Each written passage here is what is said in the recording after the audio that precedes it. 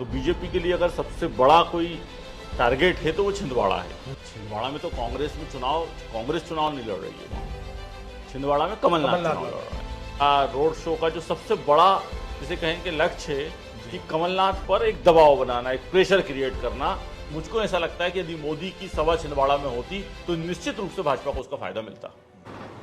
नमस्कार, आपका एक बार फिर से स्वागत है। मध्य प्रदेश की 6 सीटों पर पहली बार वोट पड़ेंगे 19 अप्रैल को और 6 सीटों पर बहुत जमकर मुकाबला है, जिसमें कि छिंदवाड़ा है, जबलपुर है, मंडला है, शहडोल है, सीधी है और बालाघाट है।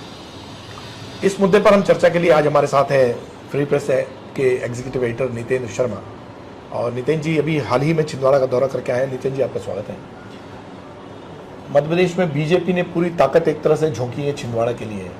कल एक दिन पहले अमित शाह ने वहाँ पे दौरा किया, उसके पहले लगातार मुख्यमंत्री मोहन यादव बने हुए हैं, अनुराग ठाकुर आ चुके हैं, राजनाथ सिंह आ चुके हैं, बड़े नेता आ चुके हैं। छिंदवाड़ा को लेकर बीजेपी की जो कोशिश है कि 29वीं सीट किस तरह से उनके पाले में आ जाए, किस तरह का माहौल है, मैं उसी से शुरू करूंगा क्योंकि कल ही बहुत बड़ी रैली हुई है वहाँ पर। देखिए, छिंदवाड़ा को यदि आप लें तो जो पिछला चुनाव हुआ था मध्य प्रदेश में, उसमें भाजपा 28 सीटें जीती थी।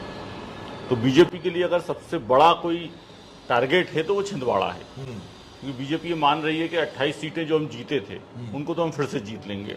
अगर मध्य प्रदेश में भी आपको 100% रिजल्ट चाहिए तो छिंदवाड़ा जीतना पड़ेगा।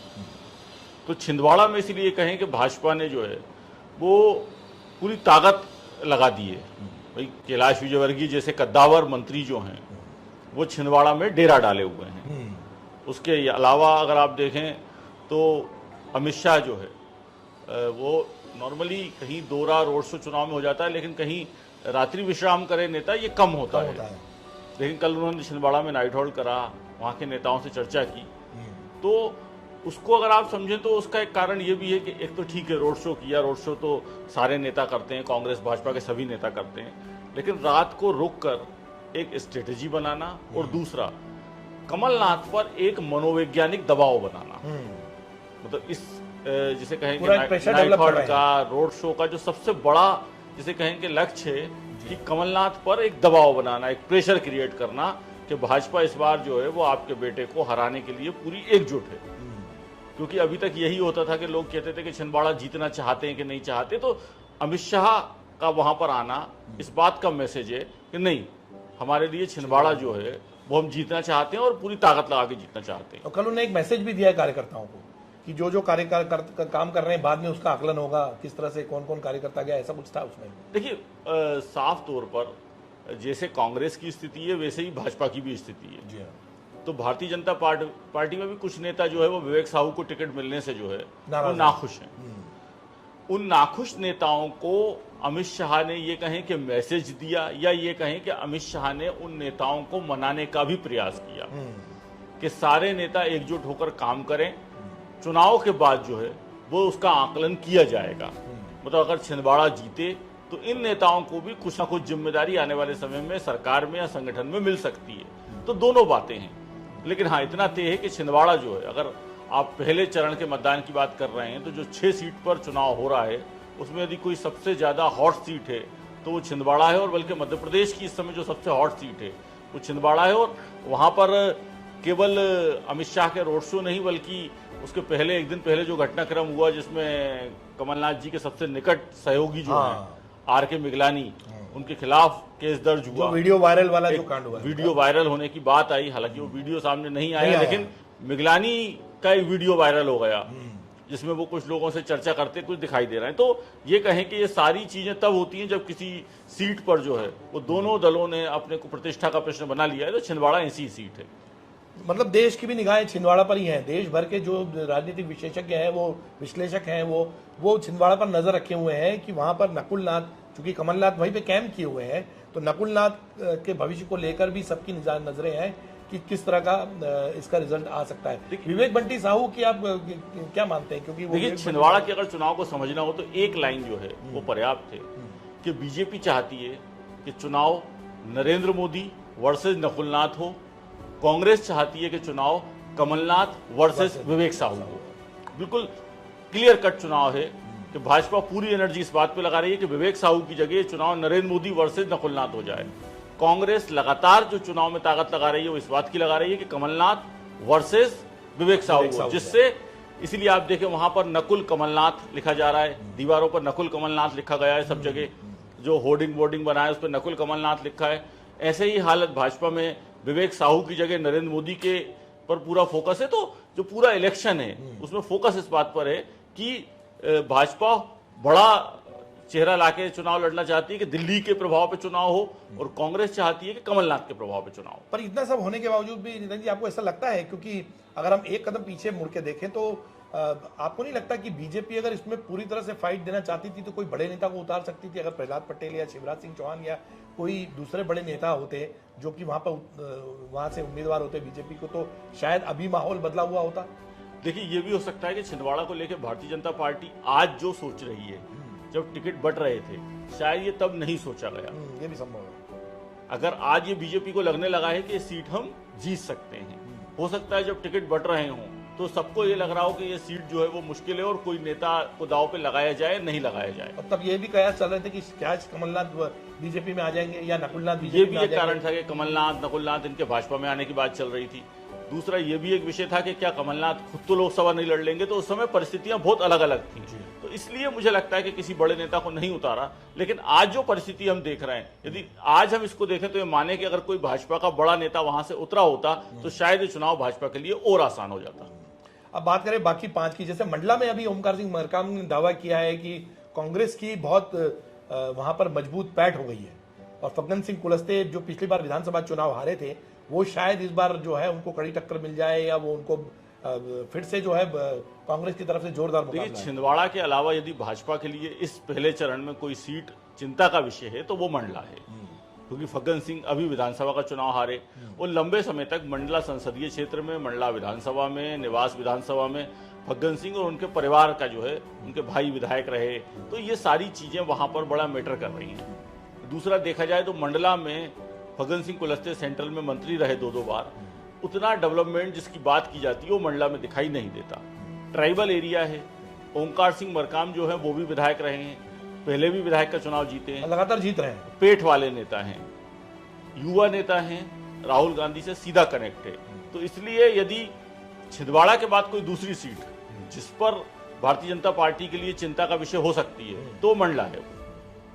और बाकी हम जैसे जबलपुर देखें या बालाघाट देखें या सीधी शहडोल देखें, तो एक ये थोड़ा सा एक अंदाजा नजर आता है कि कांग्रेस उतने प्रेशर से जो छिंदवाड़ा में है, जिस तरह से उन्होंने पूरी टीम लगाकर काम किया है, उस तरह का काम इन 4 लोकसभा क्षेत्रों में शायद नहीं दिखाई दे रहा है। क्या वजह हो सकती है इसके पीछे? देखिए, छिंदवाड़ा में तो कांग्रेस चुनाव नहीं लड़ रही है, वहां छिंदवाड़ा में कमलनाथ चुनाव लड़ रहा है। इसलिए आप देखेंगे किसी बड़े नेता की कोई बहुत सभाएं वहां नहीं हुई, उन्होंने किसी को बुलाया नहीं। राहुल गांधी या प्रियंका गांधी किसी को बुला सकते थे लेकिन उन्होंने नहीं बुलाया, या दिग्विजय सिंह या ऐसा भी कोई नेता एक दिन के लिए भी वहां नहीं गया। तो इससे ये माना जाए कि छिंदवाड़ा जो है उसका चुनाव जो है वो कमलनाथ लड़ रहा है, बाकी जगह कांग्रेस लड़ रही है। आप जबलपुर की बात करें, आप बालाघाट की बात करें, आप सीधी की बात करें, आप शहडोल की बात करें, तो ये चुनाव जो है वो कांग्रेस लड़ रही है। इन जगह में किसी जगह ट्रायंगुलर फाइट नजर आती है? देखिए, जबलपुर में तो ऐसी कोई ट्रेंगुलर फाइट नहीं है, एक सीधी ऐसी सीट है जहां पर अजय प्रताप सिंह जो भाजपा से बागी होकर गोंडवाना से चुनाव लड़ रहा है, लेकिन मुझे नहीं लगता कि बहुत चुनाव में वो कोई बहुत इम्पैक्ट डाल पाएंगे। वहां का चुनाव भी सीधा ही दिखाई दे रहा है कि भाजपा वर्सेस कांग्रेस है। हिमाद्री सिंह वर्सेस फुंदेलाल मार्को का चुनाव शहडोल में भी दिखाई दे रहा है। तो अलग अलग सीट की बात करें तो बालाघाट में जो है वो कंकर मुंजारे उतना जोर नहीं दे पा रहे। हाँ, तो इसी तरह जो अपन अजय प्रताप सिंह की बात करें तो सीधी में भी जो चुनाव है वो राजेश मिश्रा भारतीय जनता पार्टी से हैं। तो मतलब ऐसा नहीं लग रहा कि वो चुनाव में कमलेश्वर पटेल कांग्रेस से, तो कि चुनाव में कोई बहुत असर हो। तो ये जो सीटें हैं चारों, इनकी अगर आप बात करें तो मुझे ऐसा लगता है कि कांग्रेस अभी बहुत टक्कर की स्थिति जो है वो ऊपर भले ही दिखाई दे रही हो, लेकिन नीचे ग्राउंड पर बहुत वैसी स्थिति नहीं है जैसी छिंदवाड़ा और मंडला में है। मुद्दे की हम बात करें तो छिंदवाड़ा में कोई मुद्दा ऐसा नहीं है कि काम किया या नहीं किया। वहाँ छिंदवाड़ा में सीधा सीधा कमलनाथ वर्सेस बीजेपी है या मोदी वर्सेस नकुल है, लेकिन आपको लगता है दूसरे इलाकों में कोई मुद्दा है, विकास मुद्दा है या जातिगत कोई मुद्दा है या डेवलपमेंट के अलावा कोई मुद्दा है? देखिए, विंध्य में जो है वो जाति बड़ा मुद्दा होती है, और यही कारण है कि सीधी में कमलेश्वर पटेल वर्सेस राजेश मिश्रा के चुनाव में पंडित वर्सेस ओबीसी, ब्राह्मण एक तरफ है, ओबीसी एक तरफ है।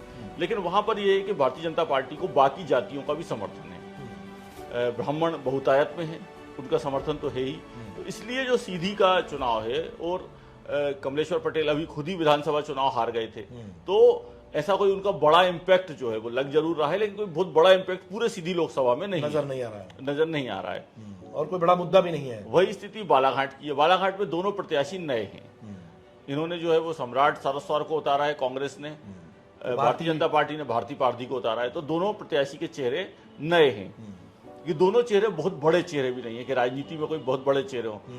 उनकी तुलना में अगर दूसरे नेता वहां के हम देखें तो चाहे वो गौरीशंकर बिसेन हो, चाहे प्रदीप जायसवाल हो, चाहे कांग्रेस की बात करें तो हिना कांवरे हों, ये सब फिर भी मध्य प्रदेश की राजनीति में आ चुके हैं।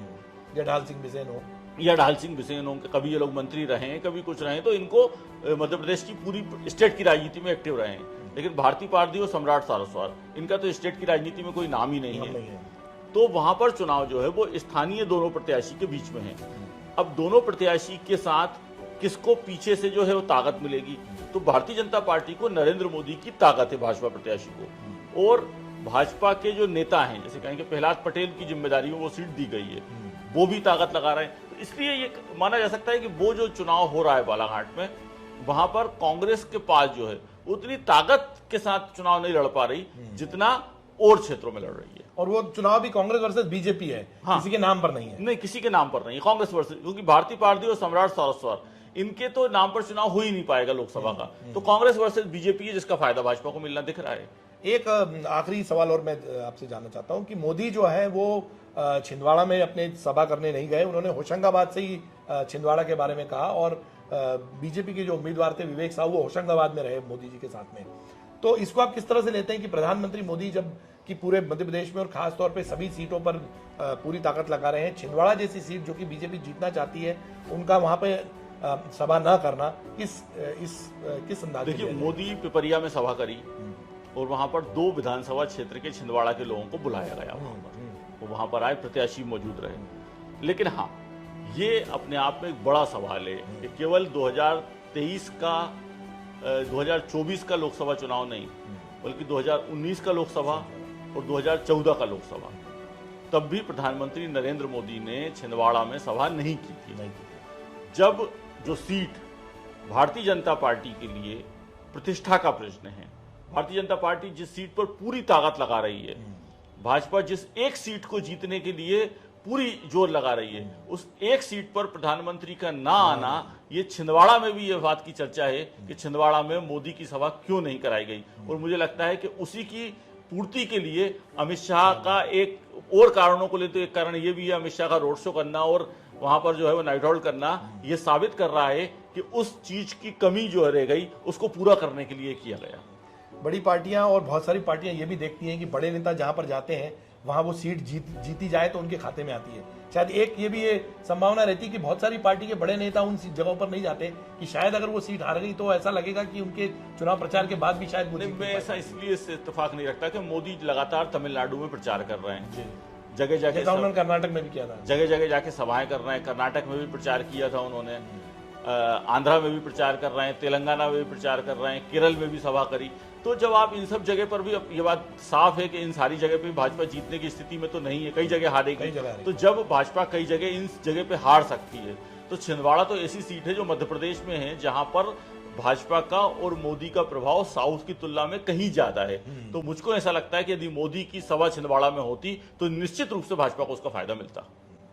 तो देखिए, बहुत ही साफ तौर पर एक चित्र बन के सामने आ रहा है, और 6 इन सीटों पर जो है 19 तारीख को वोट होगा। उसमें प्रधानमंत्री ने तो अपील भी की है अपने कार्यक्रम में कि ज़्यादा से ज़्यादा लोग वोट देने के लिए आए, मतदान का उपयोग करें, और ख़ास तौर पे मंडला और जैसे आदिवासी क्षेत्रों में बालाघाट का भी कुछ इलाका है, छिंदवाड़ा का भी एक बड़ा इलाका आदिवासी इलाका है, जहां पर बड़ी संख्या में मतदाताओं से अपील की गई है कि वो बड़ी संख्या में आकर अपना वोट का इस्तेमाल करें। तो ये देखना बड़ा दिलचस्प होगा कि 6 सीटों पर समीकरण क्या बनता है, क्योंकि इन 6 सीटों पर ही जो है छिंदवाड़ा जैसी सीट पर ही बीजेपी अपनी जीत हासिल करना चाहती है, और यहाँ से अगर वो जीतती है तो 29 की 29 सीटों पर बीजेपी का दावा रहेगा। इस मुद्दे पर आपकी क्या राय है, हमें ज़रूर लिख भेजिए। साथ ही सब्सक्राइब और लाइक का बटन भी ज़रूर दबाएं। बहुत बहुत धन्यवाद।